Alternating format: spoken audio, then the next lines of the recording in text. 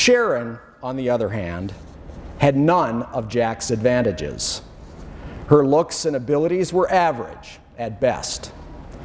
Though she worked hard and received some good education, no one found her performance of any particular note. She had no connections.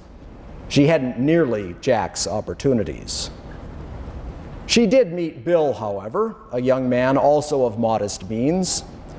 Neither enhanced the other's social standing or opportunities. No one was impressed, but their personalities did suit each other. They married, found modest jobs, and with no particular planning involved, children appeared. That was hard, actually. Children are demanding. How could they earn enough to provide a decent life for themselves and their children and still give their children the attention they required? They adjusted their work schedules and made do. They discovered that they could actually live on very little and be reasonably happy. They enjoyed each other. Sharon and Bill vacationed in the south of Red Deer.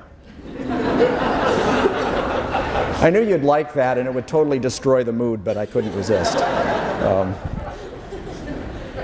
It would be charitable to call their work life a career. But they worked hard and were rewarded with reasonable employment suited to their abilities. Sharon and Bill had some difficulties in their marriage. It's hard to always be thinking of your spouse over yourself, to say nothing of understand them. And their son Caleb died in a tragic accident. This nearly destroyed them emotionally. Sharon also struggled with envy of the Jacks of this world, as well as a low opinion of herself. Why couldn't she have what they had? And it was difficult that few people outside her family really noticed her or found her important in any way. She didn't find herself important in any way. But she did believe in God. She believed that this life here is not the end of things. She believed that God would, in the end, set things right.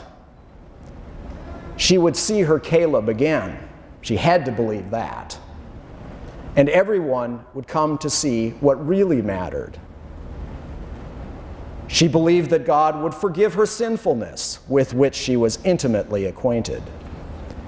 And actually, she began to realize everything would be great in the end. God would look after her and her family. She didn't have to claw for whatever good she could get for herself in this life. In light of eternity, in fact, those things really didn't matter that much. In fact, her life wasn't really about her. God would look after her. She could use her life to do whatever good she could for other people. She began with her family, of course. She helped her husband every way she could. She gave her children the best upbringing she could.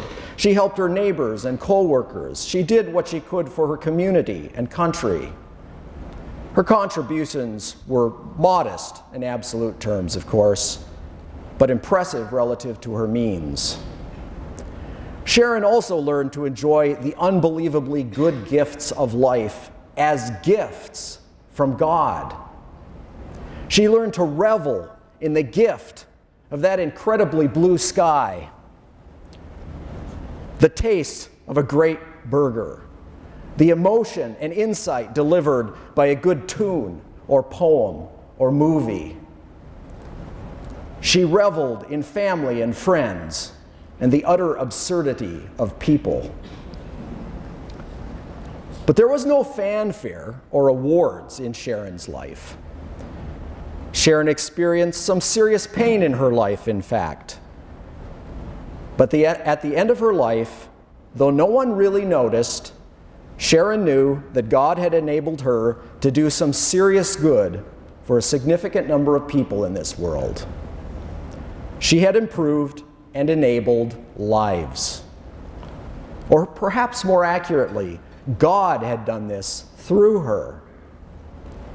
And the multitude of ways in which she had failed, God had forgiven for Jesus' sake.